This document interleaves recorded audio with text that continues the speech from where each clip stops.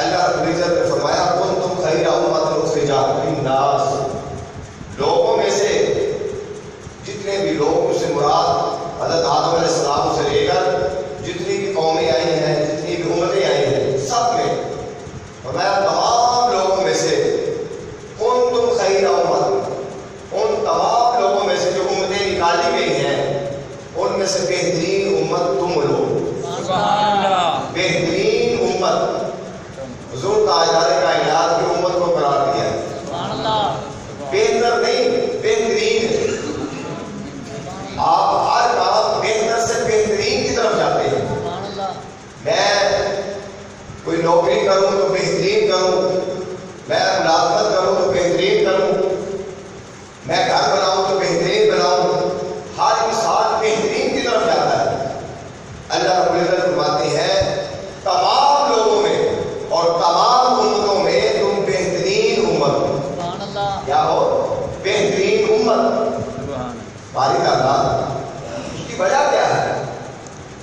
آدم علیہ السلام کی امت، نوح علیہ السلام کی امت، ابراہیم علیہ السلام کی امت، موسیٰ علیہ السلام کی امت، عیسیٰ علیہ السلام کی امت، 1.25 لاکھ کم و بیش انبیاء کی امتیں اور ان کے نبی، اور ان امتوں میں سے کئی ایسی امتیں بھی ہیں جنہوں نے بڑی قربانیاں بھی دی ہیں۔ کیا وجہ ہے کہ نبی آخر الزمان حضور تاجدار کائنات کی امت کو بہترین امت قرار دیا جاتا ہے؟ کیا کوئی ایسی وجہ ہے کہ ان لوگوں نے عبادت تھوڑی کی تھی اور ہم عبادت زیادہ کرتے ہیں؟ کیا یہ وجہ ہے کہ ان پر 10 نمازیں فرض تھیں اور ہم پر 20 نمازیں فرض ہیں؟ کیا وجہ ہے کہ وہ روزے تھوڑے رکھتے تھے اور ہم زیادہ روزے رکھتے ہیں؟ ان پر حج فرض نہیں تھا، ہم پر فرض ہے۔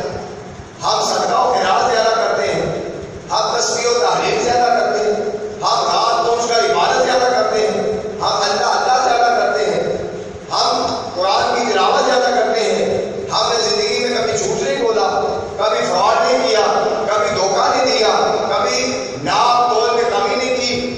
وہ وجوہات کیا ہے؟ وہ اسباب کیا ہے جس کی وجہ سے اللہ رب العزت فرما رہے ہیں کہ تم بہترین امت ہو؟ حاضر محترم، وہ اسباب اور وجوہات قرآن نے خود بیان کر دی۔ کسی نے اس کی وضاحت کی ضرورت نہیں ہے۔ کوئی الگ وجہ بیان کر سکتا تھا، کوئی الگ وجہ بیان کر سکتا تھا، اور قرآن نے ایک وجہ بتا دی کہ تم بہترین امت کیوں ہو؟ تأمرون بالمعروف وتنہون عن المنکر۔ بہترین امت اس لیے ہو کہ تم لوگوں کو نیکی کا حکم دیتے ہو اور برائی سے منع کرتے ہو۔ سبحان اللہ، یہ وجہ بتا دی، نیکی کا حکم دیتے ہو اور برائی سے منع کرتے ہو۔ میں آگے جانے سے پہلے ایک بات بتا دوں، اور وہ بات بڑی قابل توجہ یہ ہے، شاید ہمارے ذہنوں میں یہ بات آ سکتی ہے کہ نیکی کا حکم دینا، برائی سے منع کرنا، یہ تو روا کا کام ہے۔ وہ تبلیغ کریں، وہ لوگوں کو بتائیں، وہ لوگوں کو درس دیں، وہ بات و نصیحت کریں۔ ہمارا کام تو یہ نہیں ہے، ہم تو سادہ لوگ ہیں، ہمیں کیا پتا ہے نیکی کیا ہوتی ہے اور برائی کیا ہوتی ہے۔ اگر یہ تصور ہمارے دلوں میں پایا جاتا ہے تو حاضر محترم یہ تصور غلط ہے، یہ تصور غلط ہے۔ قرآن نے یہاں پر فرمایا کہ کنتم خیر امۃ، یہاں پہ یہ نہیں کہا کہ تمہارے علماء بہترین ہیں، فرمایا تم ساری امت بہترین ہو، ساری امت۔ اس کا مطلب ہے اگر ساری امت بہترین ہے تو پھر وہ آگے جو ذمہ داری ہے وہ بھی ساری امت کی ہے۔ جو آگے ذمہ داری عائد کی جا رہی ہے، جس کی وجہ سے بہترین امت قرار دیا گیا ہے، وہ وجہ کیا ہے کہ تمہارے سامنے کوئی غلط کام کر رہا ہوتا ہے، تم اس کو کہتے ہو بھائی یہ غلط کام ہے، نہ کرو۔ تم نماز کے لیے آتے ہو، نیکی کا درس دیتے ہو، ایک دوست رستے میں ملتا ہے، دوسرا ملتا ہے، آؤ بھائی نماز کے لیے، نماز کا وقت ہے، آؤ مسجد میں نماز کے لیے جاتے ہیں۔ نیکی کا درس دینا اور برائی سے منع کرنا، یہ آقا علیہ السلام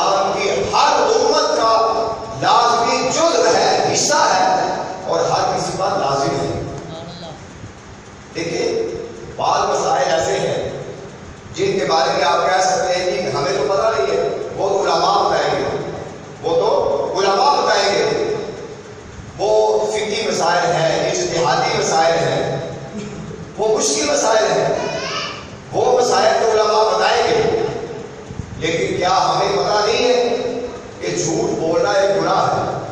اس کا ہمیں کسی عالم سے پوچھنا پڑے گا، کسی مفتی سے فتویٰ لینا پڑے گا؟ ہر کسی کو معلوم ہے کہ جھوٹ اچھی عادت نہیں ہے، اسلام نے جھوٹ سے منع کیا ہے، ہر کسی کو پتا ہے۔ 5 10 12 سال کے بچے سے لے کر ایک بوڑھے آدمی تک ہر کسی کو پتا ہے کہ ہمیں 5 وقت کی نماز ہم پر لازم ہے۔ اس کے لیے ہمیں کسی سے فتویٰ لینے کی ضرورت ہے؟ اور یہ بھی پتا ہے کہ اگر جھوٹ بول کر سودا بیچا جائے گا، فراڈ کیا جائے گا، یہ گناہ کا کام ہے، ظلم و بربریت گناہ کا کام ہے۔ یہ سارے معاملات جو ہماری روزمرہ زندگی میں آتے ہیں، اگر ہم اس کا درس لوگوں کو نہیں دیں گے، لوگوں کو یہ دعوت نہیں دیں گے اور نیکی کی طرف دعوت نہیں دیں گے اور برائی سے منع نہیں کریں گے، تو یاد رکھ لیں کہ اس کا بہت بڑا انجام ہونے والا ہے، اس کا انجام اچھا نہیں ہوگا۔ اللہ رب العزت نے اس امت کو بہترین امت قرار ہی اسی لیے دیا ہے کہ یہ لوگوں کو نیکی کی دعوت دیتے ہیں اور برائی سے منع کرتے ہیں۔ آقا علیہ السلام نے فرمایا، حضور تاجدار کائنات صلی اللہ علیہ وسلم کی حدیث مبارکہ ہے، فرمایا اذا علمت الخطیئۃ فی الارض، کہ جب زمین پر خطائیں بڑھ جائیں، زمین پر گناہ ہی گناہ ہو جائے، ہر طرف نافرمانیاں ہوں، گناہ آ جائے، اور فرمایا کہ جو شخص ان گناہوں کو دیکھتا ہو، ان گناہوں کو اپنی آنکھوں سے دیکھتا ہو اور نفرت بھی کرتا ہو، دیکھتا بھی ہو اور نفرت بھی کرتا ہو، یہاں تک ہر کوئی کر سکتا ہے، لیکن اس سے آگے کیا ہے؟ فرمایا کہ نفرت بھی کرتا ہے اور ان گناہوں سے روکتا بھی ہے، لوگوں کو کیا کرتا ہے؟ روکتا ہی ہے، منع بھی کرتا ہے۔ آقا علیہ السلام نے فرمایا اس آدمی کا نام گناہوں سے دور رہنے والوں میں سے لکھ دیا جائے گا، اس آدمی کا نام لکھ دیا جائے گا کہ یہ ایسا شخص ہے جو گناہوں سے دور رہتا ہے، جو گناہوں سے دور رہتا ہے، گناہوں سے پرہیز کرتا ہے۔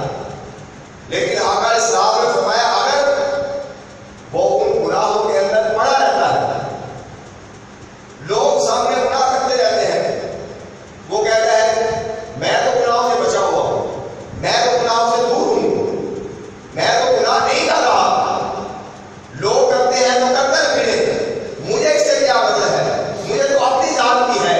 آقا علیہ السلام نے فرمایا اس شخص جو لوگوں کو گناہوں سے روکتا نہیں ہے، فرمایا اس کا نام لکھ دیا جائے گا کہ یہ بھی گناہ کرنے والوں میں شامل ہے۔ آپ اندازہ کر لیں، آج ہمارے گھروں کے اندر اگر بیٹا جھوٹ بولتا ہے، اگر بیٹی کوئی ایسا کام کرتی ہے جو خلاف شرع ہے، ہمارے گھروں کے اندر ہماری آنکھوں کے سامنے گھر کے افراد میں سے کوئی نماز کے وقت سویا رہتا ہے اور ہم اٹھ کر آ کر نماز پڑھ لیتے ہیں، اور ہم جا کر دیکھتے ہیں تو گھر والے ابھی بھی سارے سوئے ہوئے ہیں، بیٹے سوئے ہوئے ہیں، بیٹیاں سوئے ہوئے ہیں، گھر والے سوئے ہوئے ہیں، اور ہم اگر یہ سمجھیں کہ ہم نے تو نماز پڑھ لی، ہمیں اس سے کیا، تو حاضر محترم آپ اندازہ کر لیں ہم نے یہ ذمہ داری پوری کر لی۔ آقا علیہ السلام کی حدیث مبارکہ ہے، فرمایا کلکم راع وکلکم مسئول عن رعیتہ، فرمایا تم میں سے ہر کوئی اپنا نگہبان ہے اور قیامت کے دن اس کی نگہبانی کے متعلق سوال کیا جائے گا، پوچھا جائے گا قیامت کے دن۔ کوئی اپنے گھر کا محافظ ہے، کوئی محلے کا محافظ ہے، کوئی پوری بستی کا محافظ ہے، کوئی پوری خطے کا محافظ ہے، کوئی پورے ملک کا محافظ ہے۔ جتنی جتنی اس کی نگہبانی بڑھتی جائے گی، اس کی ذمہ داریاں بڑھتی جائے گی، فرمایا قیامت کے دن اس کی ذمہ داریوں کے بارے میں پوچھا جائے گا، والدین سے پوچھا جائے گا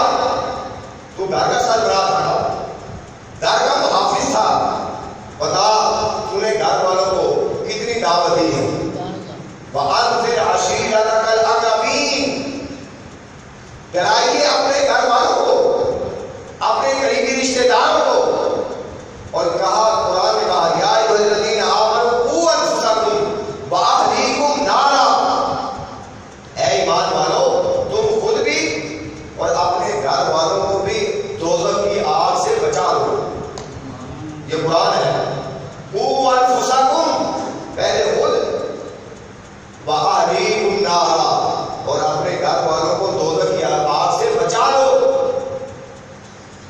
صرف دوزخ کی آگ سے بچنا اور نیک اعمال کرنا ہماری ذمہ داری خالی نہیں ہے. ہماری ذمہ داری یہ بھی ہے جہاں تک ہماری اپروچ ہے، جہاں تک ہمارا اختیار چل رہا ہے، جہاں تک ممکن ہو سکتا ہے، ہم نیکی کے عمل میں لوگوں کو بھی شامل کریں، ان کو بھی اپنے ساتھ ملا دیں. اور اگر وہ غلط کام کرتے ہیں، اگر وہ برائی کرتے ہیں، ان کو روک لیں برائی سے.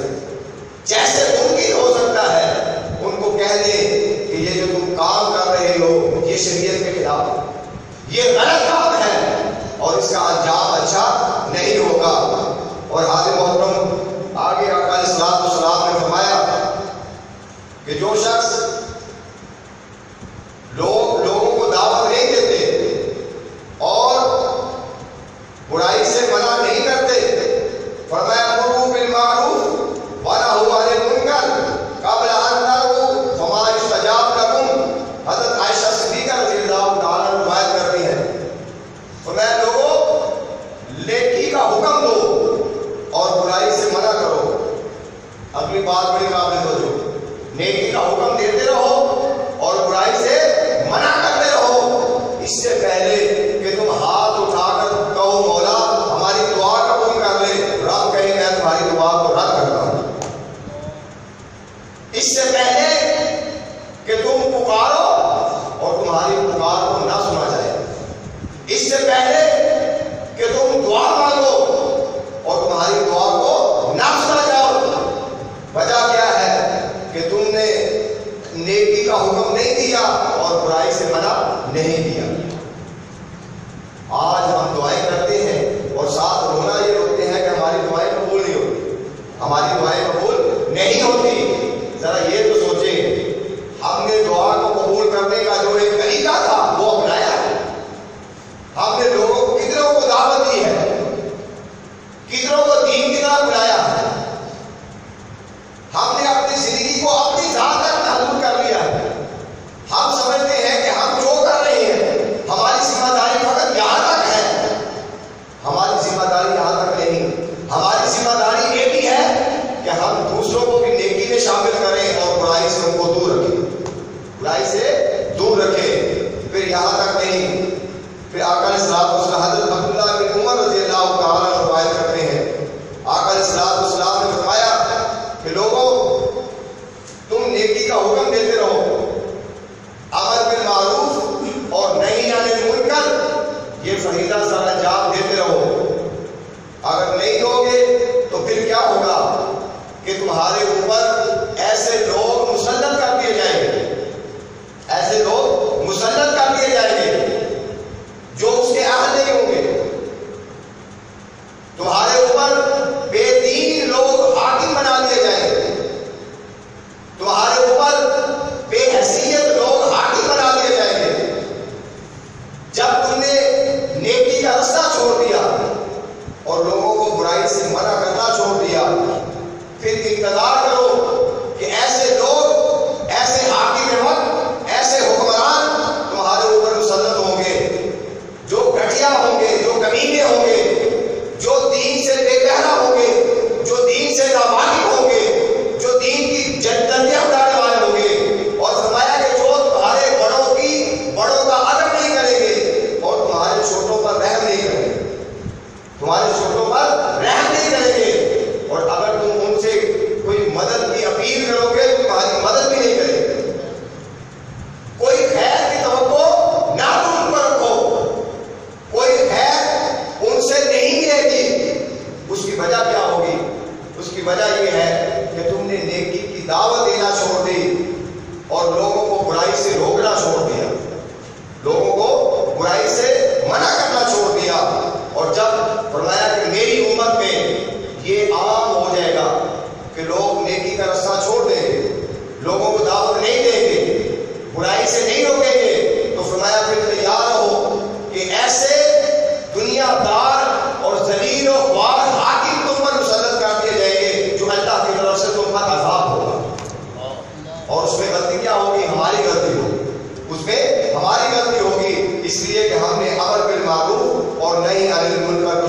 کیا ہے۔ حاضر محترم آپ آگے چلیے، حضرت ابو سعید خدری رضی اللہ تعالیٰ عنہ روایت کرتے ہیں کہ قیامت کے دن اللہ رب العزت بندے سے سوال پوچھے گا، جہاں باقی سوال کیے جائیں گے وہاں یہ بھی سوال کیا جائے گا کہ اے بندے ذرا یہ بتا کہ تیرے سامنے لوگ غلط کام کرتے تھے، برائی کرتے تھے، نافرمانیاں کرتے تھے، تو نے ان کو روکا؟ تو نے ان کو؟ آج ہمارے ہاں تو یہ تصور ہے نیکی کا درس دینا یا نیکی کی دعوت دینا یہ تو ہماری ذمہ داری نہیں بنتی، اور ہم نے جن کی ذمہ داری عائد کر رکھی ہے میں آگے وہ بھی بتاؤں گا کہ وہ کہاں تک ذمہ داری پوری کر رہے ہیں۔ ہم سمجھتے ہیں کہ یہ ذمہ داری علماء کی ہے، مولوی حضرات کی ہے، تو کیا علماء الا ماشاء اللہ اور مولوی حضرات ہیں وہ دین کی صحیح معنوں میں تبلیغ کر رہے ہیں؟ وہ لوگوں کو نیکی کی طرف بلا رہے ہیں، برائی سے منع کر رہے ہیں؟ یہ اس پر میں آگے بات کروں گا۔ تو قیامت کے دن جب اس سے پوچھا جائے گا کہ تو نے نیکی کی طرف لوگوں کو بلایا نہیں، تو نے برائی دیکھی اور برائی سے لوگوں کو منع نہیں کیا، وہ کہے گا باری تعالیٰ میں تو امید رکھے رکھا، مجھے تو یہ امید تھی کہ تیری رحمت سے لوگ درست ہو جائیں گے، میں تو لوگوں سے ڈرتا تھا۔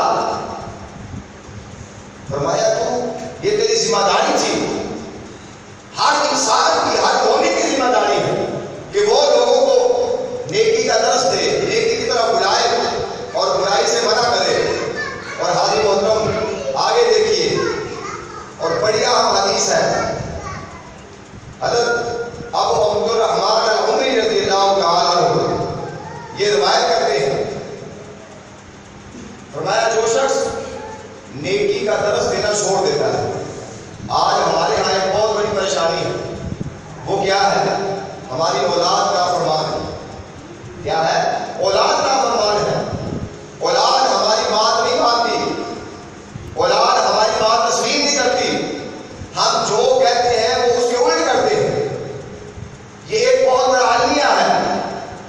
فرمایا کہ جو امر بالمعروف اور نہی عن المنکر کو چھوڑ دیتا ہے، لوگوں کو، گھر والوں کو، جہاں تک اس کا دائرہ اختیار ہے، نیکی کا درس چھوڑ دیتا ہے اور برائی سے منع کرنا چھوڑ دیتا ہے، فرمایا اس کی اولاد نافرمان ہو جاتی ہے، اس کی اولاد اس کی بات تسلیم نہیں کرتی۔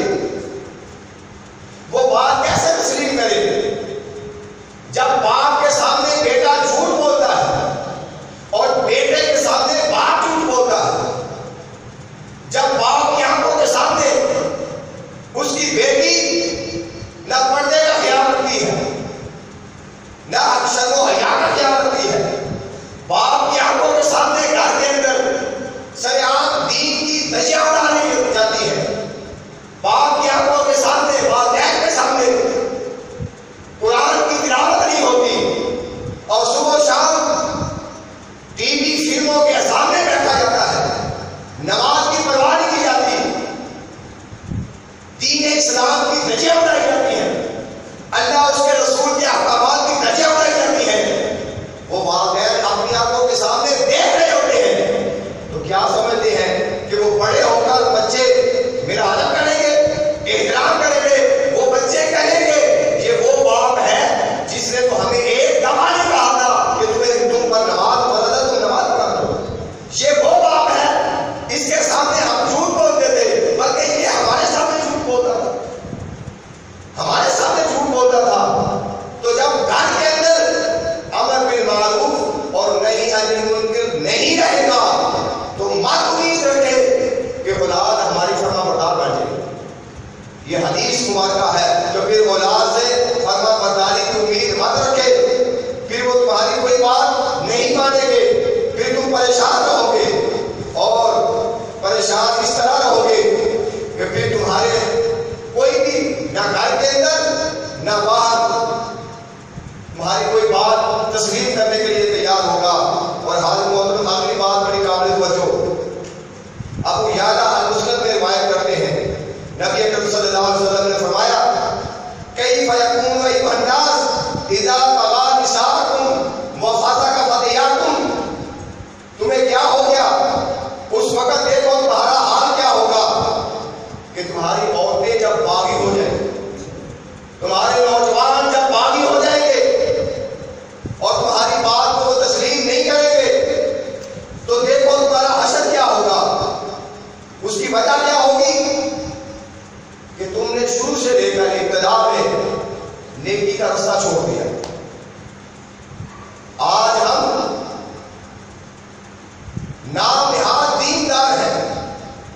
ہم دین کا نام لیتے ہیں، مگر افسوس کی بات یہ ہے کہ وہ دین شاید ابھی تک ہمارے گھروں میں داخل نہیں ہوا۔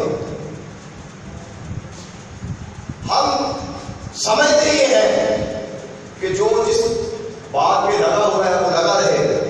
حضرت عائشہ صدیقہ رضی اللہ تعالیٰ عنہ روایت کرتی ہیں، فرمایا کہ اللہ رب العزت نے ایک بستی کو حکم دیا فرشتوں کو کہ اس بستی کو تباہ و برباد کر دو، ملیا گیٹ کر دو، ختم کر دو۔ فرشتوں نے کہا باری تعالیٰ اس بستی میں 80,000 لوگ ایسے ہیں جو عبادت گزار ہیں۔ کتنے؟ 80,000 لوگ وہ تیری عبادت کرنے والے ہیں، وہ نبیوں کے احکامات کو ماننے والے ہیں۔ فرمایا وہ احکامات مانتے تو ہیں مگر لوگوں کو دعوت نہیں دیتے، لوگوں کو دعوت نہیں دیتے، وہ لوگوں کو نیکی کا حکم نہیں دیتے، وہ لوگوں کو برائی سے منع نہیں کرتے۔ لہذا پھر جب بستیوں پر عذاب آتا ہے ان میں گنہگار بھی جاتے ہیں، ان میں نیکوکار بھی چلے جاتے ہیں۔ تو حاضر محترم کی ہماری ذمہ داری بنتی ہے، ہم یہ دین جو آج ہم تک پہنچا ہے اس کے پیچھے بہت محنت کی گئی۔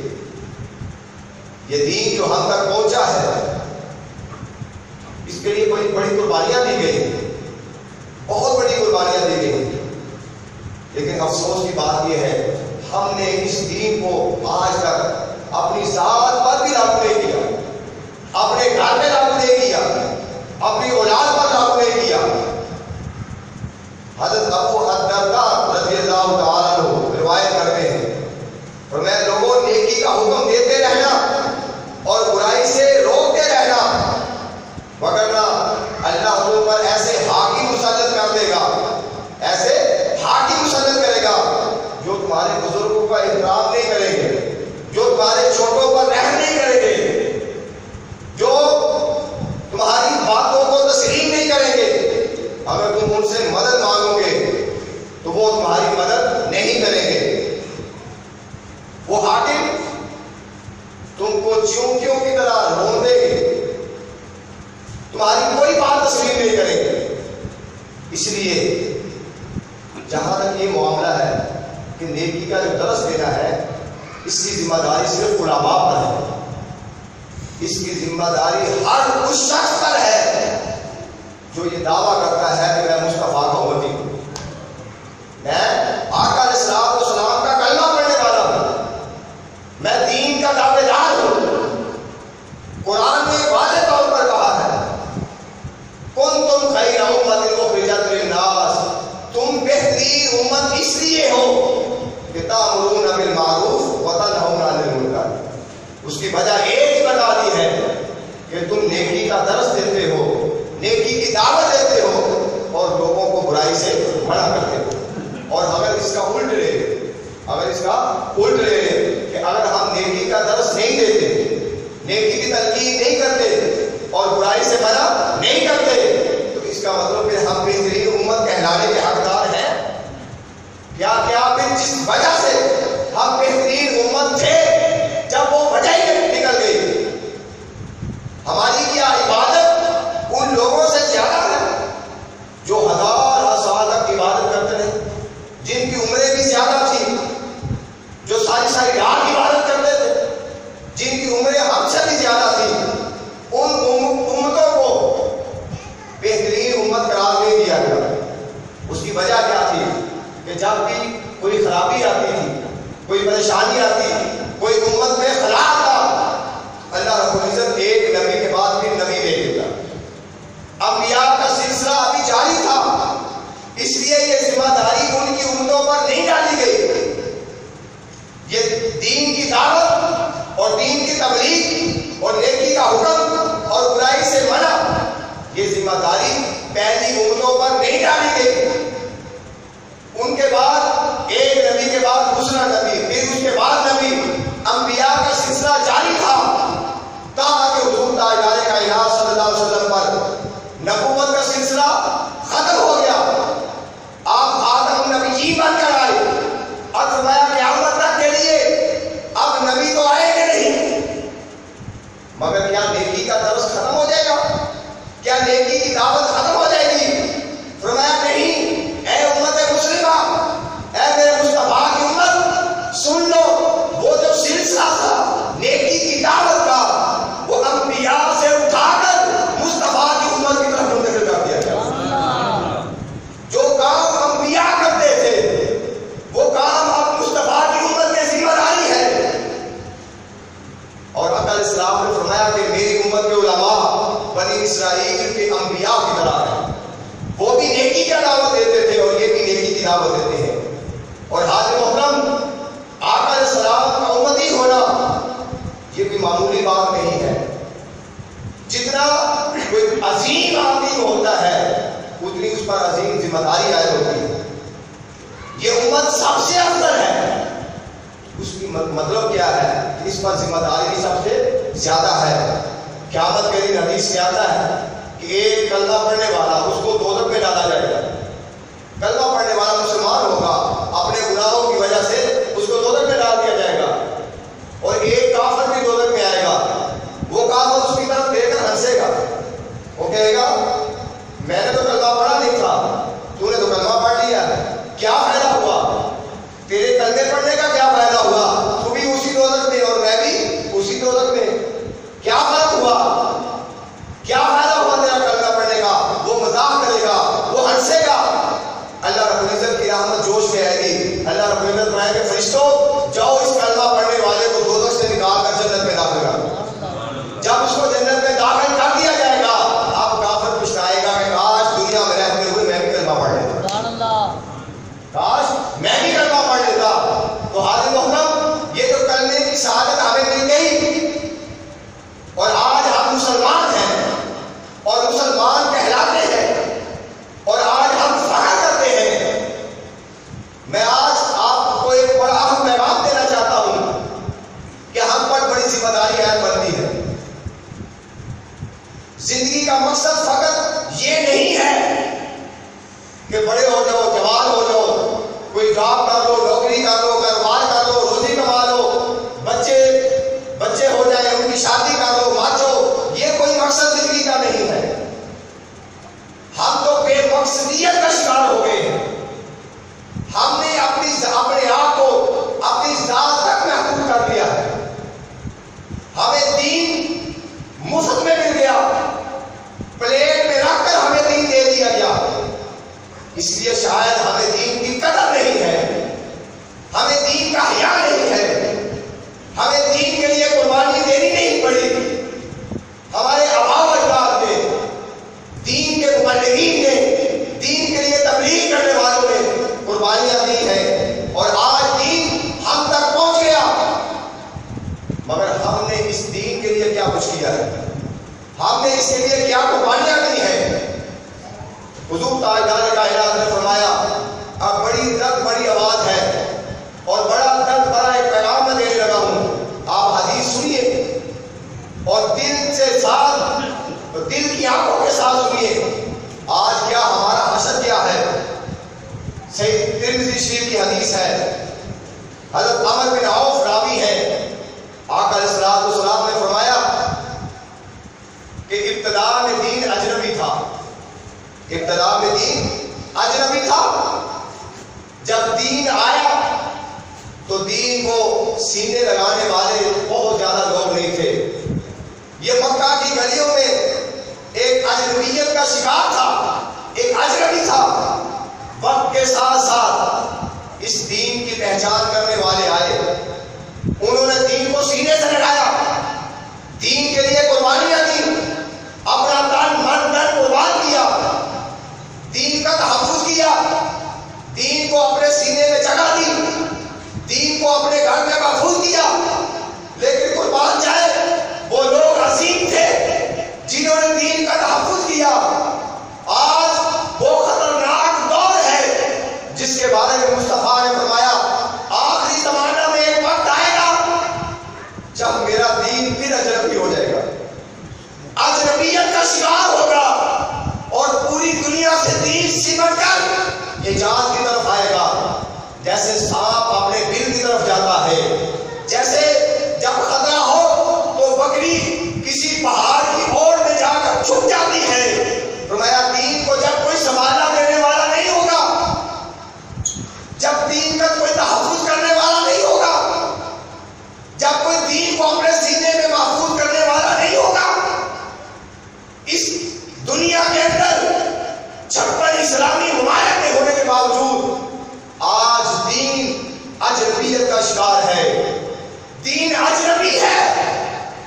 جب دین کسی گھر جاتا ہے تو گھر میں اس کو تحفظ نہیں ملتا.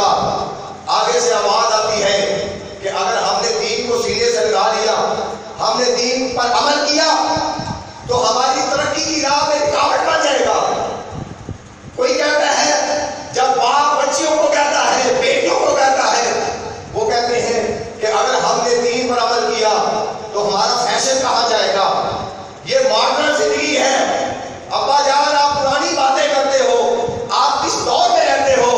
ارے دین جب آفس میں جاتا ہے وہاں سے قبول کرنے کے لیے کوئی تیار نہیں. وہاں پہ بیٹھے ہوئے افسران کہتے ہیں اگر دین پر عمل کیا تو ہماری روزی بند ہو جائے گی, ہماری رشوت کھانا بند ہو جائے گی. جب دین میدان میں جاتا ہے تو وہاں پہ دین کو قبول کرنے کے لیے تیار نہیں. جب دین اسمبلیوں میں جاتا ہے تو وہاں دین کو قبول کرنے کے لیے تیار نہیں. اور میں یہ کہنا چاہتا ہوں کہ جب دین مارے مارے مسجدوں میں آتا ہے اور دین کو یہ امید رکھتی ہے کہ شاید مسجد اللہ کا گھر ہے, یہاں اللہ کا نام لینے والے لوگ ہیں, شاید مجھے مسجد میں تحفظ مل جائے گا, تو یہاں پہ بھی دین پریشان ہو جاتا ہے کہ یہاں پر مسجدوں اور ممبروں پر بیٹھنے والے اور دین کا نام لینے والے وہ پریشان ہو جاتا ہے کہ یہ لوگ تو دین کے نام پر دنیا کما رہے ہیں.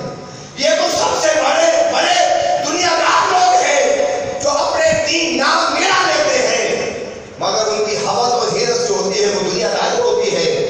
وہ دین مارے مارے پھرتا ہے. وہ کہتا ہے کوئی جو مجھے تحفظ دے, ہے کوئی جو مجھے اپنے سینے سے لگائے. آقا علیہ السلام نے فرمایا قیامت کے نزدیک ایک ایسا زمانہ آئے گا جب لوگ تو بہت زیادہ ہوں گے, دین کا نام لینے والے بڑے ہوں گے, مگر اتنے زیادہ لوگوں میں میرا دین اجنبی رہ جائے گا. میرا دین اجنبی رہے گا. اس دین کا تحفظ کرنے والا کوئی نہیں ہوگا.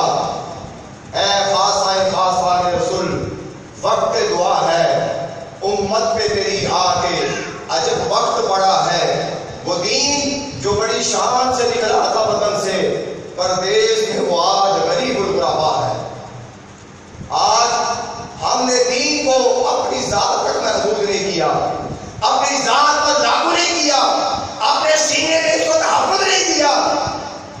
ہم بے قدرے لوگ ہیں, ہمیں دین کی قدر نہیں ہے. ارے دین کی قدر پوچھنی ہے تو حضرت بلال سے ذرا پوچھ کر دیکھو, جو چلاتی ہوئی ریت کے اندر, تپتی ہوئی ریت کے اوپر لیٹتے ہیں مگر دین کا تحفظ کرتے ہیں. اگر دین کی قدر پوچھنی ہے تو حضرت خباب سے پوچھو جو دہتے ہوئے کوئلے پر لیٹتے ہیں اور کوئلوں کی تپش ان کے سینے میں آ جاتی ہے, چربی سے کوئلے بجھ جاتے ہیں, مگر انہوں نے دین کا تحفظ کیا ہے. اگر دین کی قدر پوچھنی ہے تو کربلا والوں سے پوچھ لو, دین کا تحفظ کرنا دیکھنا ہے تو میدان بدر والوں سے پوچھ لو, میدان احد والوں سے پوچھ لو. ارے دین کی قدر پوچھنی ہے تو طائف کے بازاروں میں پوچھ لو, مصطفیٰ پر پتھر برسائے جاتے ہیں. ارے ان لوگوں سے پوچھو کہ اس دین کا تحفظ کیسے کیا گیا, اس دین کا دفاع کیسے کیا گیا. آج ہمیں یہ دین مفت میں مل گیا. اللہ کی عزت کی قسم, اگر دین کا قدر پوچھنی ہے, دین کی اہمیت پوچھنی ہے, اس خاتون سے پوچھو جب مصطفیٰ نے اعلان کیا کہ اللہ کی راہ میں جہاد کے لیے نکلو, اپنے مال کے ساتھ, اپنی جان کے ساتھ اللہ کی راہ میں جہاد کرو. ایک خاتون جو دین کی قدر کرنا چاہتی تھی, جو دین کا تحفظ کرنا چاہتی تھی, جو دین کی اہمیت کو جانتی تھی, وہ خاتون گھر میں اکیلی ہے. جب دیکھتی ہے کہ گھر میں میرا شوہر کوئی نہیں جس کو میں جہاد کے لیے بھیج دوں, شوہر بہت ہو چکا ہے, شوہر نہیں ہے, جوان بیٹا نہیں ہے, گھر کی الماریاں کھنگالی, کوئی مال و متاع نہیں ہے کہ اللہ کی راہ میں جہاد کے لیے بھیج دوں. گھر کے اندر کچھ نہیں تھا, ایک دودھ پینے والا بچہ تھا, صرف ایک بچہ تھا دودھ پینے والا. مصطفیٰ کا اعلان تھا کہ اللہ کی راہ میں جہاد کے لیے آؤ, اپنے مال کے ساتھ, اپنی جان کے ساتھ جہاد کے لیے نکلو. اس خاتون کو گھر میں کچھ نہ ملا, اپنا معصوم بھی بچہ 2 خانقاہ میں پیش کر دیا کہ یا رسول اللہ میرے پاس گھر میں کچھ نہیں ہے، میرا خاندان بہت ہو چکا، میرے پاس مال نہیں، زر نہیں، کچھ نہیں ہے جو میں اللہ کی راہ میں اور اس دین کے تحفظ کے لیے پیش کر سکوں۔ یا رسول اللہ یہ دودھ پیتا بچہ ہے، میں اس کو پیش کرتی ہوں۔ مصطفیٰ نے فرمایا خاتون یہ بچہ کیا کرے گا میدان میں؟ فرمایا مجھے معلوم ہے کہ یہ بچہ تلوار نہیں اٹھا سکتا، یہ بچہ نیزہ نہیں اٹھا سکتا، یہ بچہ کافروں سے لڑ نہیں سکتا، لیکن یا رسول اللہ اتنا ضرور کر سکتا ہے جب دشمن کی طرف سے نیزہ آئے گا تو پھر بچے کو آگے بڑھ دینا۔ نعرے تکبیر، نعرے رسالت، نعرے حیدری، کم سے کم اتنا یہ ڈھال کے طور پہ تو استعمال ہوگا۔ ہو سکتا ہے کہ کسی مجاہد کی جان بچ جائے میرے بچے کی شہادت کی وجہ سے۔ حاضر محترم، وہ لوگ تھے دین کی قدر کرنے والے، یہ افسوس کی بات ہے اور میں بڑے درد سے یہ بات کرتا ہوں کہ آج ہمارے دلوں میں اور ہماری زندگیوں میں دین کتنا رہ گیا ہے، کتنے فیصد ہمارا دین ہے، ہمارے گھروں میں دین ہے، ہمارے آفس میں دین ہے، ہماری دکانوں میں دین ہے، ہمارے بازاروں میں دین ہے، ہماری پبلک مقامات میں دین ہے۔ کہاں ہے دین؟ وہ رسمیں ہیں، بس وہ برائے رسم ہے۔ ہم نے تو اتنا گوارا نہیں کرنا کہ ہم گھر میں یا رستے میں آتے جاتے کسی کو اتنا ہی کہہ دیں کہ نوجوان تو اگر شراب پی رہا ہے تو تجھے پتا نہیں اسلام میں شراب حرام ہے۔ حکمت کے ساتھ اس کو ہم بچا نہیں سکتے، نیکی کی دعوت نہیں دے سکتے۔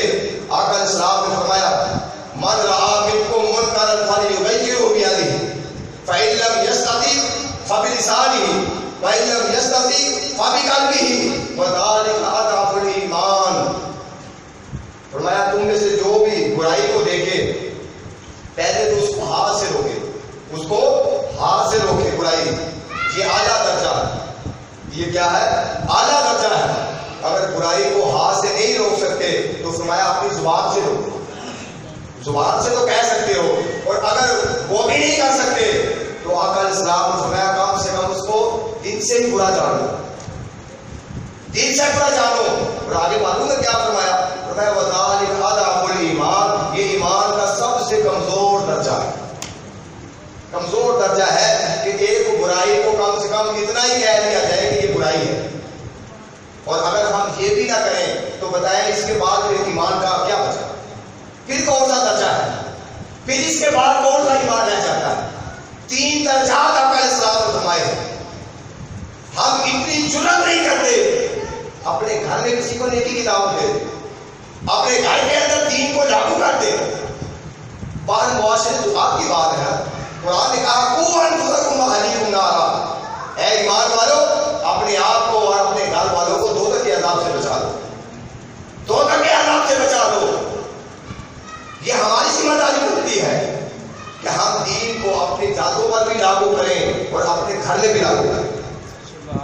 یہ نام نہاد ترقی کے نام پر اور فیشن کے نام پر ہم دین کی دھجیاں اڑا رہے ہیں اور بےہودگی کا انتخاب ہو رہے ہیں، اور ہم سمجھتے ہیں کہ معاذ اللہ یہ دین شاید ہماری ترقی کے راستے میں ایک رکاوٹ ہے۔